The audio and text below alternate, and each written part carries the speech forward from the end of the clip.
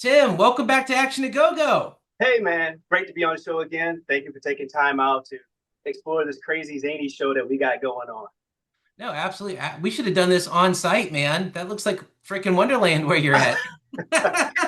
It's just my own personal time capsule of the 80s. Perfect. Perfect. Yeah. Excellent. Well, that is great because so the last time we spoke, we went over your robot dog, which is in the background, AI, your career, sort of the history of cinematography. You got to wait at us. Hope that shows up. Um, but yeah, so this time we're talking about Eric and Tim's excellent adventure. Yes, I'm going to do a quick intro, but then I'm just going to dive in. You recorded this footage 35 years ago? 1989. That's correct. Okay, and now you're turning it into a show that's on YouTube. Yes, we finally caught up to YouTube. Back then, there was no YouTube, so we just showed it to our friends on our VHS at home. Wow. Wow. Yeah. Okay, and it gave me weird science vibes, Bill and Ted's Excellent Adventure vibes, and I'm just gonna stop and just gonna read through a list of questions here. Okay. What inspired you to revisit and complete a project you started over 3 decades ago? Once again, the underlining factor is time. It's time to restore the footage. VHS doesn't last forever. I've got a ton of tapes I'm digitizing, so I'm finding gems all the time. I knew about the film, but it's been hidden for 3 decades for a reason because we were all embarrassed by it.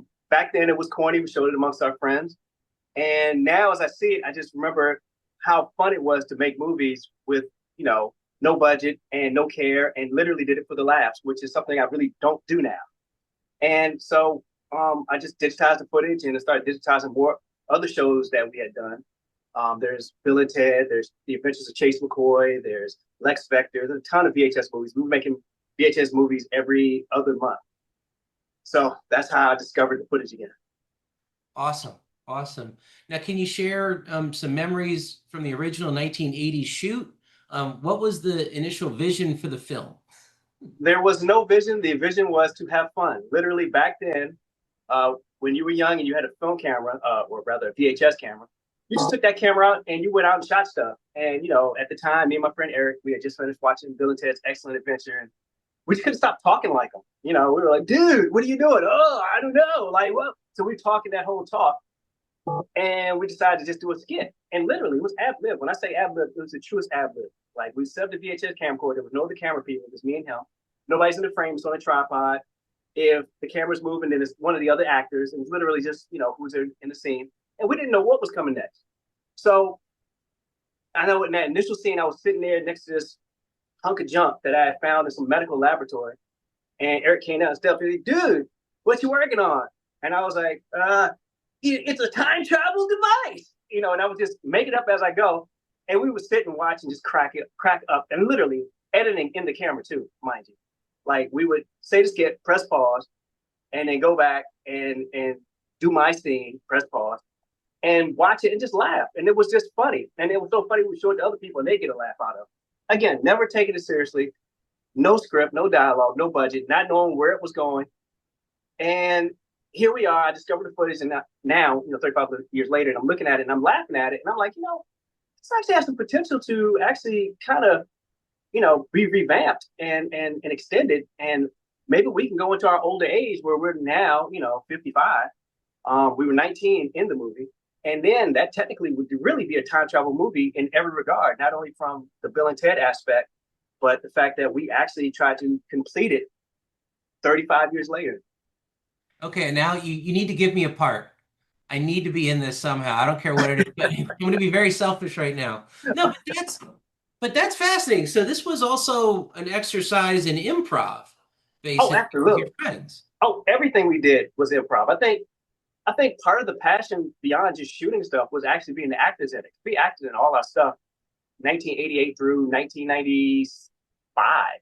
We pretty much acted in a lot of our own stuff, and we're pretty good at some of the stuff we did later on. The early stuff was just campy, but but as time went on, we got more just behind the cameras and making money started taking a priority over fun. You know how that goes. Always. Yeah.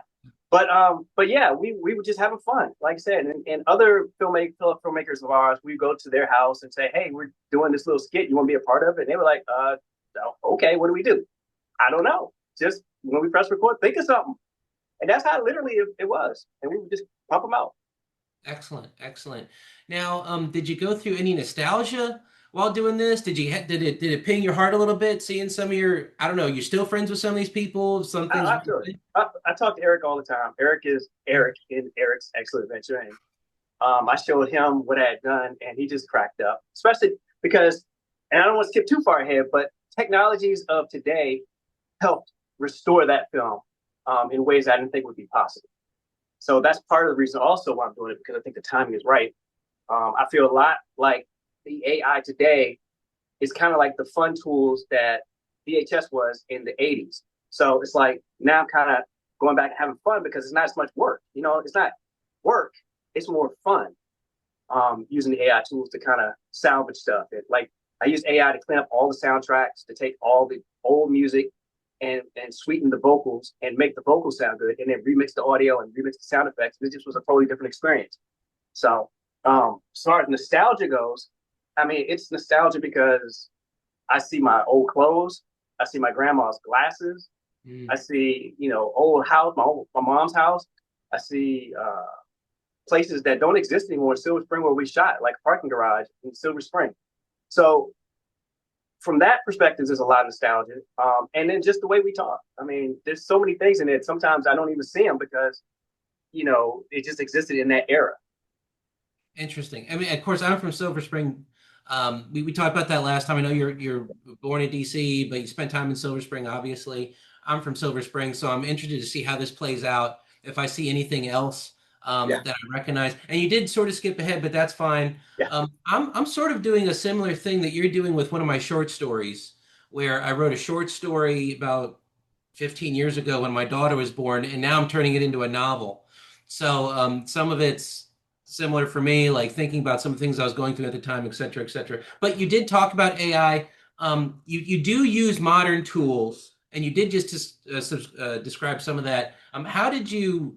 Well, we'll ask it anyway. How did you integrate AI and modern editing tools to enhance the original VHS footage? Like, how much of that helped you with this process? Well, I'll first say, as far as restoring VHS, AI still sucks. I mean, there's nothing I can do with making the footage look better. I tried a bunch of things and it didn't restore it. And what it would do is would take us out of it and make us into some 4K version of ourselves that didn't look like us. So that Hmm. wasn't going to work. And it lost the feeling of it because it wasn't us. So from a visual perspective, I was unable to restore the footage, but I was able to add new visual effects that I only dreamed about back in the day because in 89, you weren't having a pancake with a house on it flying around. You weren't having these establishing shots of like a demolished city. You know what I'm saying? Those effects didn't exist. Um, and so I think the most beneficial tool for this was the AI suite to sweeten the audio. Again, just fixing the soundtracks and the vocals. But that was tremendous because I was able to re-edit and shorten it because it was a lot longer and there was a lot of just unnecessary parts of the movie that needed to come out to make it more marketable for YouTube or more like Instagram generation where it's just short. Got it. Yeah, because these are pretty short. They're like under 15 minutes, They're right? five minutes to 7 minutes, and the next one maybe 10 minutes. Got it. Got it. Understood. And I guess let me see the next question here. Like, what would you say your biggest challenge was? I mean, I think you described like upscaling it to 4K didn't work, Yeah, but in terms of the editing, did it take you a long time to suss out a core story to that 7, 10 minutes time frame?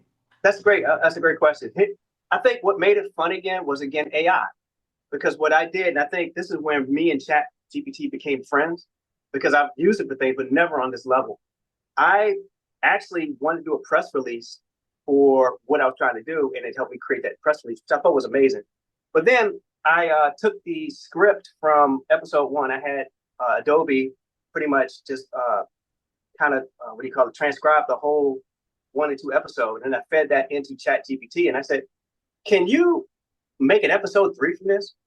And it put together a wonderful story. Now, the first one wasn't one I was going to use. It took maybe 7 or 8 iterations between me and ChatGPT working out, but it came up with a really novel, great idea to continue the story without using us. And that was exciting. So from that perspective, using technology like ChatGPT was great in kind of structuring where I could go with the story. And and and the future episodes, like episode 3 is going to be completely animated. Um, Hmm. and episode 4 is going to be us in the future if episode 3 does well. And it also, another thing about what I love about ChatGPT is it filled all the holes that 1 and 2 had. Because 1 and 2 had plenty of holes because it was ad lib, and we weren't thinking about an ending. It wasn't even in our head. Like, who are these people we met in the future sipping pancake syrup? It doesn't make any sense. And why are we calling ourselves Bill and Ted? And the ball he was bouncing, where did it go? ChatGPT figured it all out for me. And because of that, I was able to actually see a story arc here that made a lot of sense. Yeah, I've had a similar experience with my novels. I mean, we talked a little bit about my sci-fi novel. It's still not out yet. It's going to be out soon, very soon. So I used it for things like names, like basic research, not to write anything. With this newer novel, with both Action a Go-Go and my novel, I'm using it a bit more just for basic stuff, like you're talking about, right? But it was a little freaky. Like I would ask it questions, and it would just give me stuff Yeah. didn't even Yes. ask for. And at one point I was like, damn, like I was asking about a hotel somewhere Yeah. and it gave me a description where I was like, damn, that's really good and spooky and sexy, which is it's a horror-ish novel I'm trying to work on, horror Right. maybe comedy. Yeah. Throwing that out there. But I was like, man, this is crazy. Like it really does go above and beyond, even if you don't ask it to, which Right. is just fun. But it's like striking that balance between your own vision and what it comes up with. That's right. And actually, I look at ChatGPT as an inspirational partner because when it it wrote the script and then it was like, do you want to hear the vocals? Would you like me to produce it on a MP3 so you can listen to it? I was like, really? You can do that? It's like, would you like to see storyboards? Like, yeah. Would you like to see? And it just kept giving me all the stuff and it got me excited. And I was like, wow. So I'm bouncing ideas to it because a lot of times people don't want to hear what you're working on. So nobody wants to sit and talk about your novel while you're working on it. So who are you going to ask? Well, you ask the professional computer and it gives you good feedback. And here you are developing stuff with AI, and it inspired me actually to do this. Yeah, it's really funny how it brings positive, supportive energy that's sort of like Yeah, it's like you're talking to like a really good personal assistant. right. I don't want to say family, but it's like you can do it. This is a good idea. But sometimes, like, I mean, is it telling you what you want to hear versus what's actually good? I mean, you gotta I bring a little bit of sarcasm to it always, or pessimism, probably more to the point. But it is a nice boost when you're in the middle of the night and everyone's asleep and it's like, yeah, that's a good idea. Yeah, that makes sense. No, you say anything that. But Absolutely. we could talk about this real quick. Do you see this project as a template for other filmmakers looking to revive unfinished works? That's a great. What I really hope to do is that it inspires other people who were doing these same things between whatever time period when you were making old movies 10, 20, 30 years ago. Take a look at them. A lot of times you had the spark, but you didn't have the budget. You were doing really creative things and you were just lacking the polish. And enough time goes by, you know how to polish things. So go back and polish the turd, and it actually may be golden.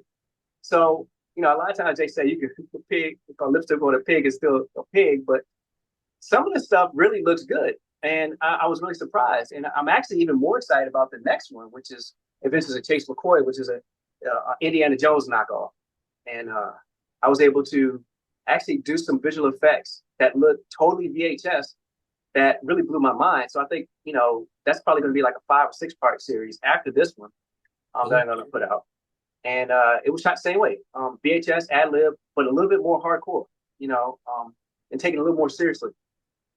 Interesting, interesting, very interesting. Well, I could talk about my experience with it real quick. Yeah, Obviously I watched both episodes, and it felt very whimsical, very oh, fun. I mean, it has student film energy, right? absolutely. Yep. Which I try and talk to more about more professional stuff. Right. Like huge crews, huge. But I really appreciate that you're doing this you're going back in time. You're using new technology. You can I can feel the energy and the love in that sense. And I really like I love like the vaporwave phenomenon from like 10 years ago. people bringing back 80s Yeah, synths and right. imagery and everything, and I got that. Exactly. And I also found it pretty funny, It like just like the elements you put in there, and whoa, like like Bill and Ted was a special and unique point in cinema history. Like yeah. I think it legitimately has a unique space, and it's so fun. And to dive into that and see it reinterpreted after decades is just fascinating. Also, I love the music. The soundtrack, the vibe was just really good. Thank you. Yeah.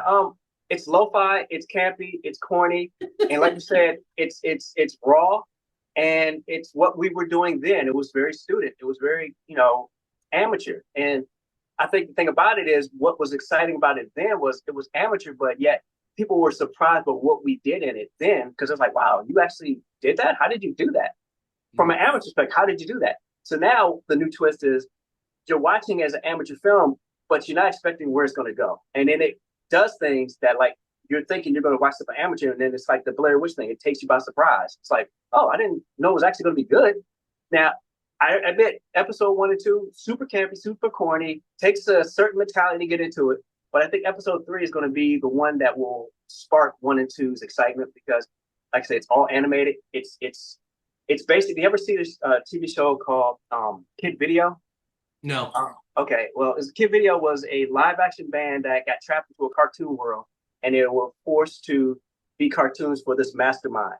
And what I'm seeing is episode 3 is we get time warped into the future where AI is a supercomputer. There's no more humans left. Everything is just a replication and a simulation of the 80s, and everybody exists in there. Mr. T, the Thundercats, Michael Jackson, but they're all cartoons, and they're all living in this simulation that the computer is trying to figure out why it loved this period so much and where its favorite cartoon, because I was the only one to invent time travel.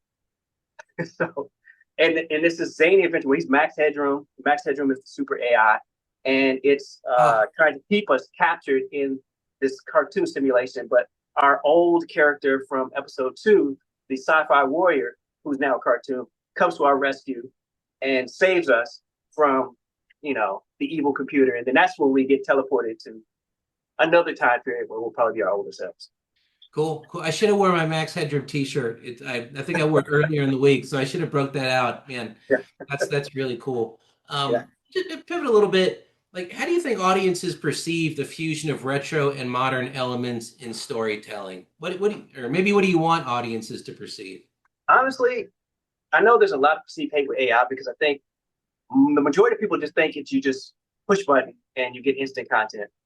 And my experience has been that it is absolutely not that.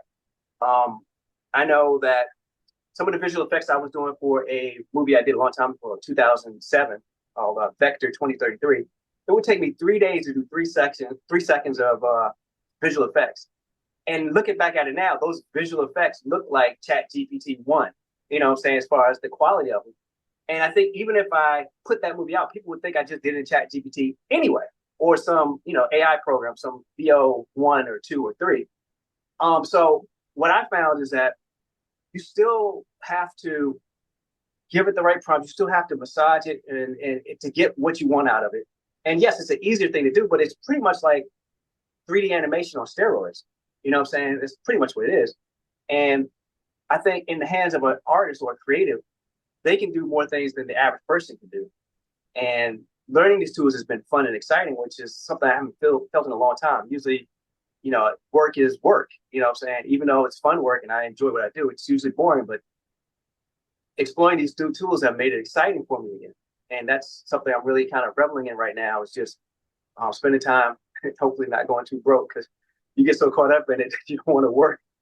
But reveling in the enjoyment of making movies again, even if they're corny. And that's why I think I chose the cornier movies because even if it doesn't work out, it's still corny and it fits in the context. Yeah, I mean well, to your point about money, that's the eternal struggle, right? Like I'm working on my books and they're making $0 right now, but Yeah. I'm putting a lot of time into it and it's always that risk versus reward element to it. But maybe we'll just talk about the stigma of AI Yeah. in general because I struggle with it. Like I'm on YouTube a lot and usually and YouTube videos are different than like movies and television, right? Like when I'm watching a YouTube video and I know it's some AI talking about a thing, a controversy or whatever, I usually turn it off just because.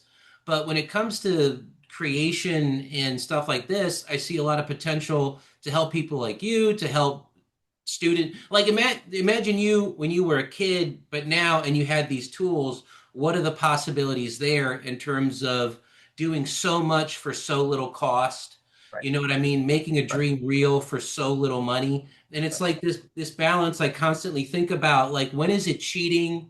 versus when is it helping amplify a creative thing to Right. make it more real, right? And I'm Right. I'm struggling with that balance right now Right. because it like I said, I'm using my book. I'm using ChatGPT for advanced research on my book, some light editing, and I'm trying to keep myself from no. This has to be my voice. It has to be my story. I'm not going to just ask it to give me 10 pages about a conversation or something. Also, I don't really like it when it does. I'm always like that. Even when I'm working with a human editor and they might touch something, I'm like, oh, I don't like that too much. Yeah. But in terms of my own creative process, I feel like I'm operating faster as opposed to just doing Google searches and double checking. I'm working with ChatGPT and then double checking Chat because it's more information than visuals.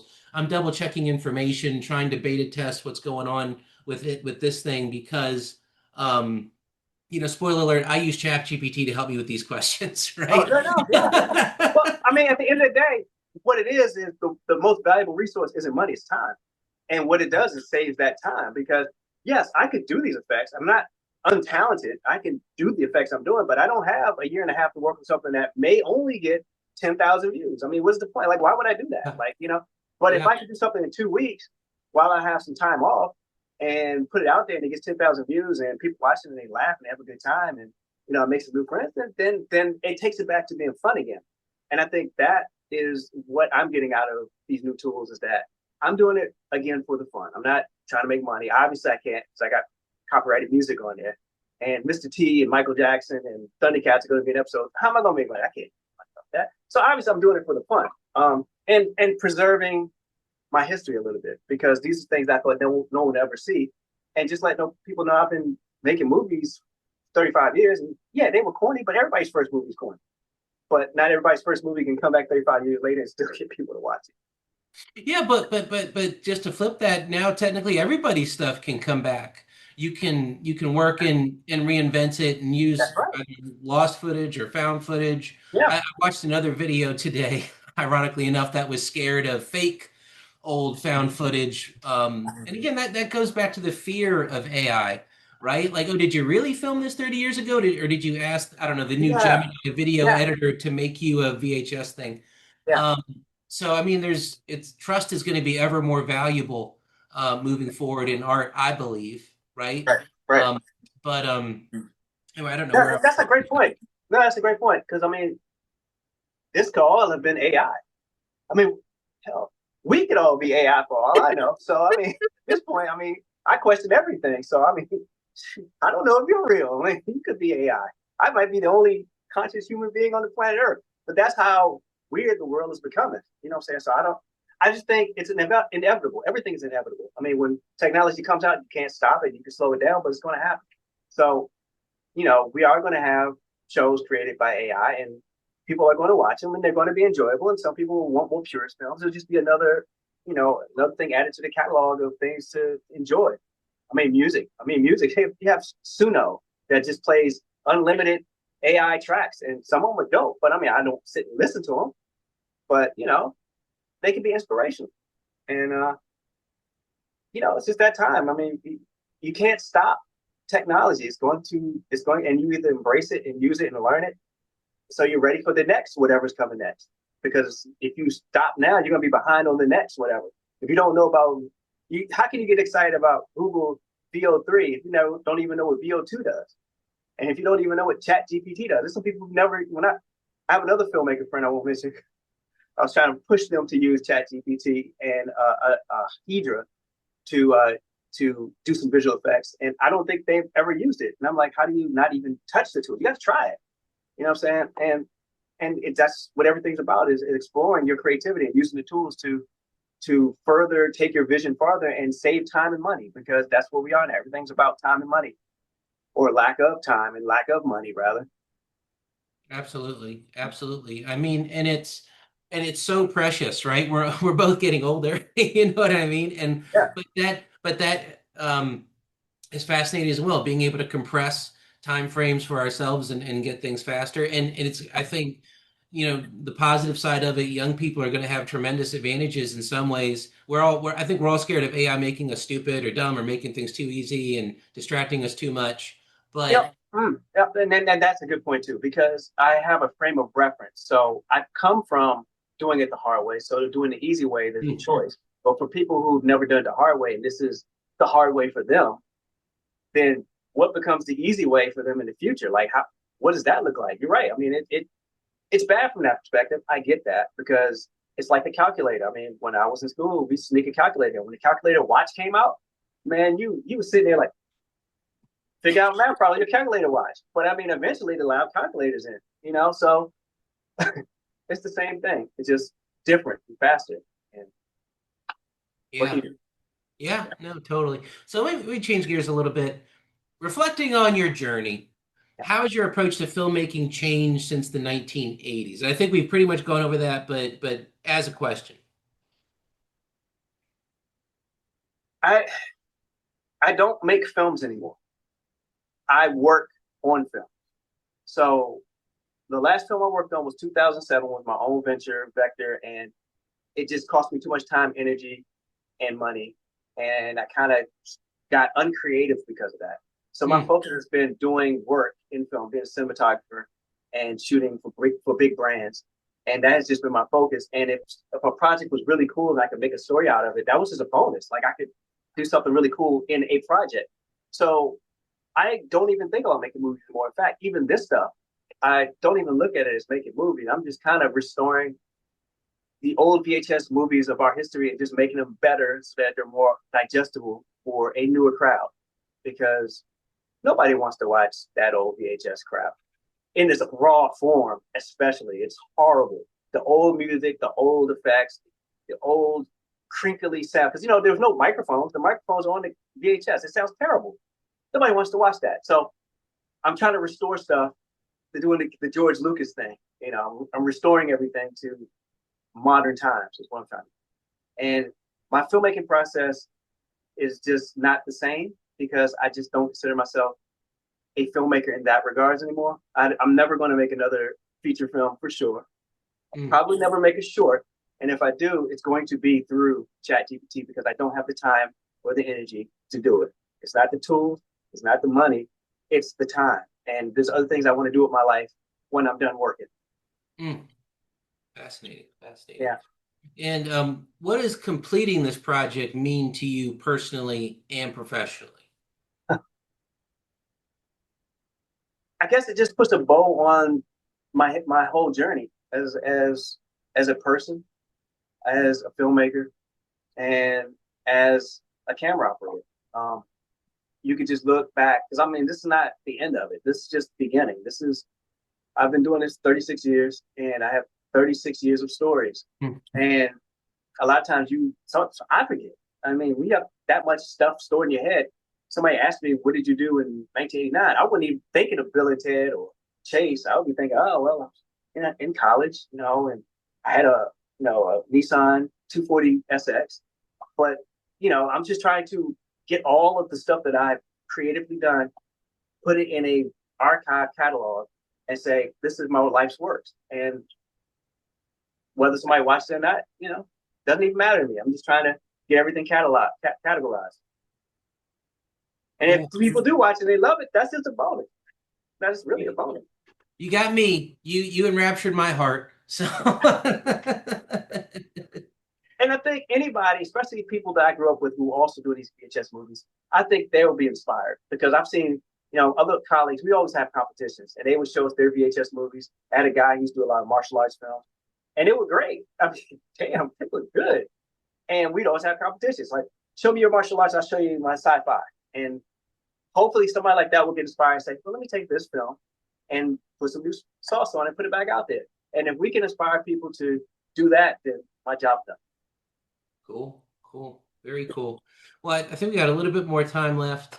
Yeah. Um, Yeah, we got 10 minutes. Let's just, I mean, I think we pretty much covered everything in terms of the project itself. Maybe you could show me your robot. Let's do some robot tricks. You Robot controlling trick. that thing right now? Well, it's just chilling right now in the background.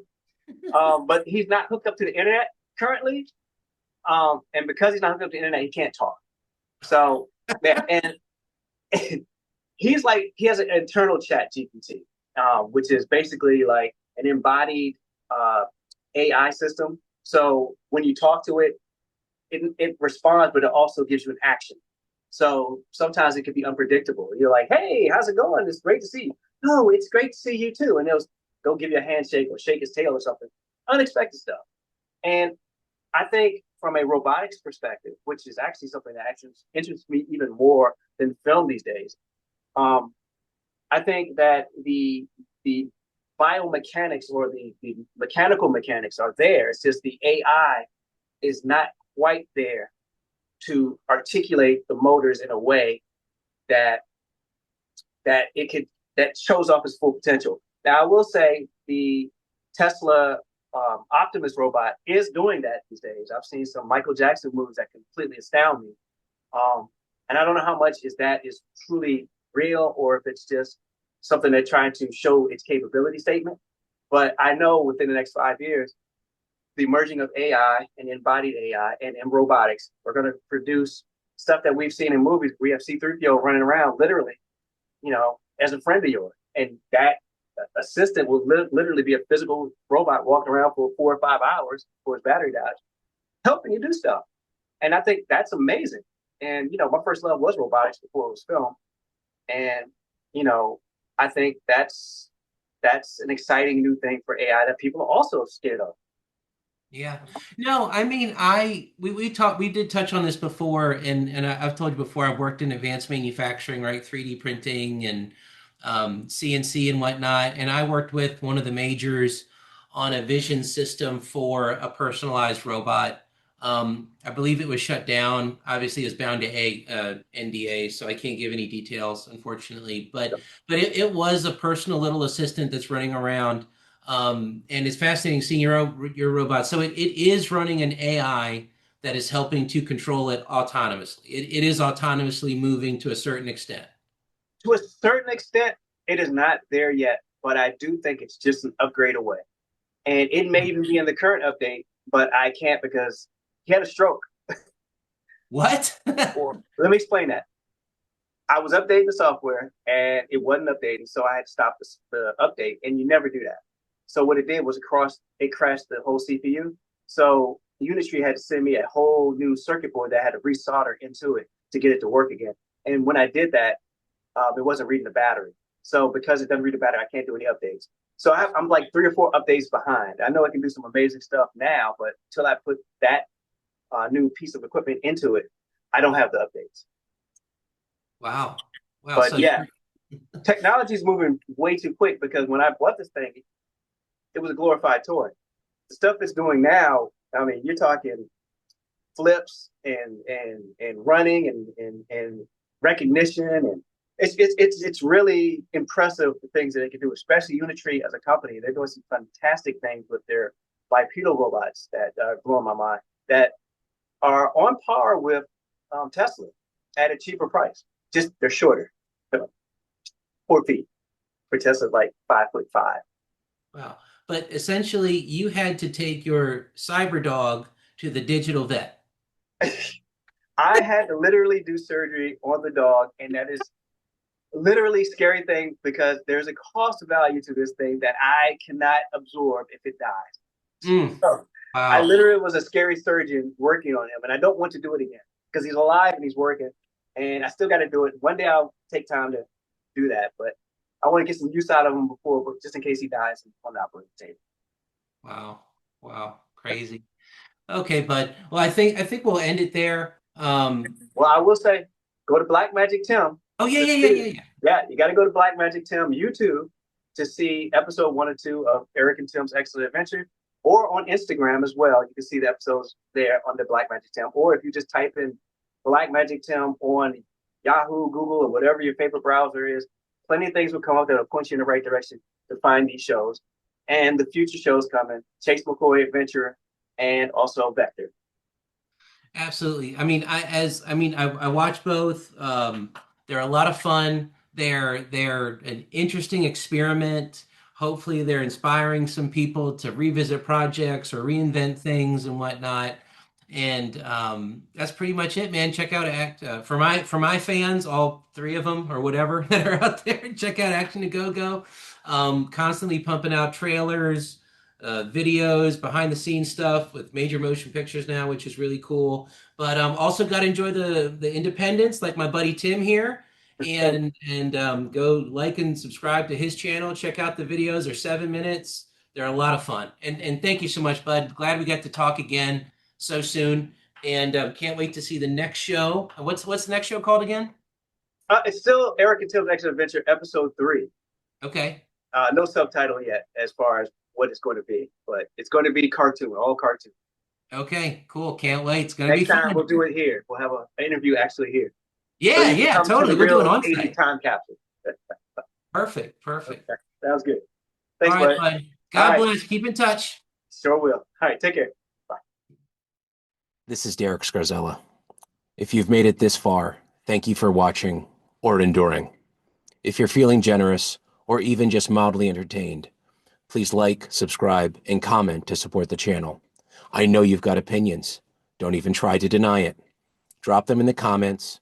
Argue with me. Argue with each other. You are officially invited to engage in glorious internet combat. You can also find me on X, the artist formerly known as Twitter, Instagram, Threads, Instagram's awkward little brother, and the granddaddy of them all, Facebook. Oh, and while I've still got your attention, my novels The Vicious Game and Knuckle Crack Bone are up on Amazon. They're unapologetically gritty, punch-you-in-the-face crime stories with rave reviews. If you give them a shot, I'd be honored. Thank you again for watching. Rest well, hero. You're home.